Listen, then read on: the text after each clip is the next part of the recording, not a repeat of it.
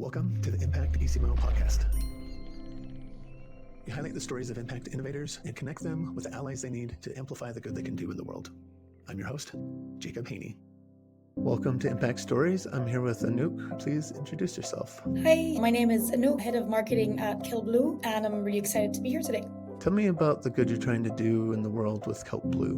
We are cultivating seaweed on large-scale offshore platforms in the ocean. We are literally building forests. The type of seaweed that we grow is a very particular kind. It's called Giant Kelp, or the Latin name macrocystis pyrifera. There's about 23,000 different types of seaweed. This particular one is important to mention. It grows about 50 centimeters a day. So that means that we have forests of about 15 to 20 meters growing vertically to the ocean surface. And from there, it starts growing horizontally. That gives a huge boost to the marine biodiversity and also captures a lot of carbon. Give me a sense of how much carbon. We're working together with LCA or Golden Standards to actually really measure how much carbon that is exactly. But for now, what we found and what literature has found is that this type of seaweed can capture about 10 times the amount that a rainforest can capture by square meter. What are the challenges with kelp? Why isn't everybody doing kelp? What are the downsides or what are the externalities that you find? It's very costly to put this out in the oceans. It has to grow on certain structures that are like floating into the water. On top of that, the seaweed only grows in water temperatures that are between 8 and 12 degrees Celsius. So you cannot grow it anywhere you want. It has to be in these cold temperatures. It's very difficult for people to start growing seaweed because typically you grow seaweed on twine for a couple of months and then you take it out. But then all the biodiversity or the carbon is then removed, which is why we installed platforms about 20 meters above the ocean floor so that the biodiversity can still pass underneath. Basically, when you have those platforms, there's like twines going from one part to the other so that the giant kelp can use as a holdfast to grow on. If you would just start growing it from the bottom of the ocean, then the seaweed wouldn't have a holdfast to grow from. And then from the platforms onward, it will grow up, which is not only time, but also financial resources. Tell me about the business model. With Kelp Blue, we trim the top 10% of the seaweed and we process it into our own local factories into biostimulants. A biostimulant is used in the agricultural industry, which improves the yield or the bricks of the farmers and also improves the soil health. So our biostimulant is currently being sold to farmers in Europe or to distributors, and that will then generate revenue. With that revenue, we plant more kelp in the ocean so we can capture more carbon and boost marine biodiversity.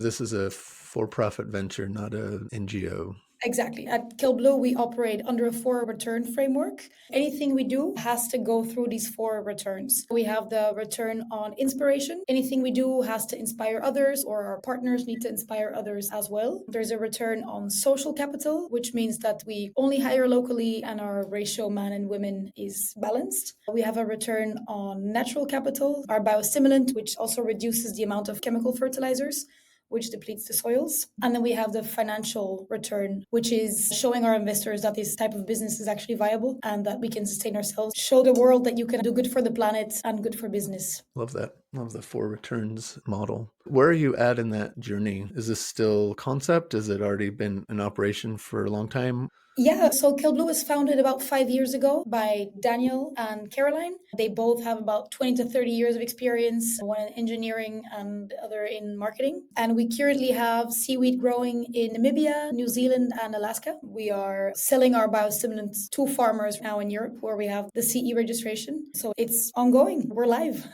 We've been live for a while. So what is it that you are most looking for right now? We are currently looking for partners who are willing to help us make that transition to regenerative agriculture, partners in Europe or in the US, in Asia, wherever. Because it's one thing to do it alone, but that's not really the goal. We want to work with inspiring people, but also inspire others. We want to foster those collaborations and want to make an even bigger impact with people. So describe for me what an ideal partner would look like. Well, for example, we are working together with distributors who would distribute our product, Stim Blue, to farmers so that farmers have access to natural and green chemical-free product. That's the best partnership we could get. Anyone who's interested in the actual aquaculture side is super welcome to reach out to us. We are very happy to tell anyone about our kelp forests and show them how they can potentially do the same. You can visit our website and there everything is explained. And if you have more questions, and we also give people people a tour. You can come down to Namibia. Lüderitz is the south of Namibia, and we can show you our operations. As far as scalability, what is the potential for the growth here? Have you tapped out all of the places that have this Goldilocks zone of just the right temperatures and right depth? No, not really. This can grow way more than what we currently have. There's a big part in Latin America where we can also grow around Chile, for example, but also around Tanzania or South Africa, more parts in New Zealand where we currently are not growing yet.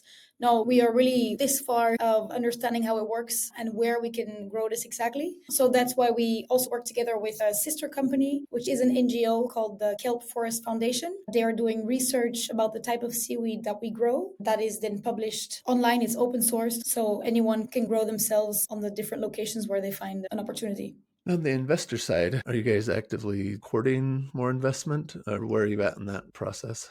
We have already secured about 25 million in investments and are currently not looking for any opportunities. We will start this year in 2025. We are launching the first blue bonds program in Africa, which basically will give people the opportunity to invest in the blue bonds. What are the hurdles that you're facing? When you think about seaweed, people usually think about the nasty things that come and tickle your toes when you're swimming or the smelly seaweed laying on the beach. So a big part is education. Why is seaweed good, or why is this particular type of seaweed so good for the planet? There's a big role that we play in that. The agricultural industry is a more traditional industry where knowledge has been passed on from generation to generation. So when there's a new player involved, it requires some education and sitting down, explaining why this is good and how something from the ocean can help soil health on land. How are your biostimulants different or better than chemical-based fertilizers?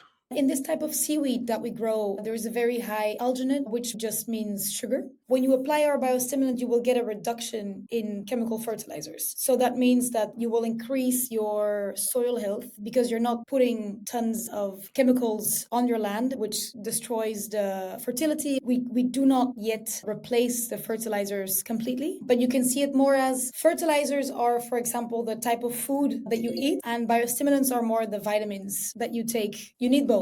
But the value proposition for a farmer would be using your biostimulants, they would need less fertilizer, and the overall soil health would be greater.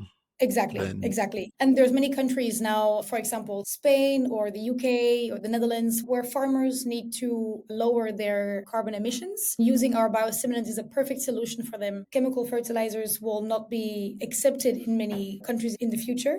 What was that moment in your career when you decided to pivot and start focus on making the world a better place? Being in marketing myself, I always wondered, okay, where should I put my energy, my impact? And because I'm doing marketing, it was very easy for me to choose what industry I want to make an impact in. I started in the sports industry, but quickly realized that the sports industry is not ready yet for a drastic switch to sustainability. After that, went to a lot of different lectures and seminars about different natural solutions for the planet. And seaweed was the one solution that stuck out for me just because it's such an under-researched and undervalued resource. It got me reading until late at night and researching about different companies that are doing very impressive things with seaweed. You can make fuel, you can make plastics, you can make foam, leather, biostimulants, food. Very inspiring resource for me. As a marketer, what are the biggest messaging challenges you face with Kelp Blue?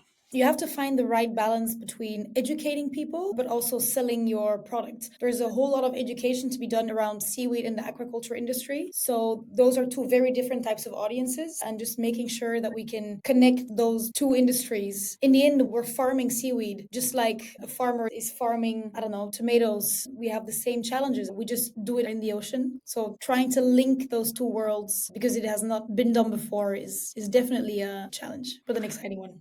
For you, what would be a big win for this year? We are currently releasing a biostimulant for grapes, biostimulant for strawberries, biostimulant for soil health in particular. So if those products are released and transferred to the farmers, and we have a positive relationship where farmers and the distributors are all together transitioning to regenerative agriculture, that will be a huge success with lots of seaweed in the water. If someone was interested in learning more about kelp and the potential there, what resources would you point them to? We have a website, which is Kelp Blue, KELP.BLUE. There's a lot of information there. We're also active on social media, LinkedIn and on Instagram. And I would say if anyone has any questions, then you can go onto our website and send us a little message on our contact form. Thank you so much for sharing your insight and perspective, and excited to see where you guys go with this. Agreed. Thank you so much for having me tonight and looking forward to talking more.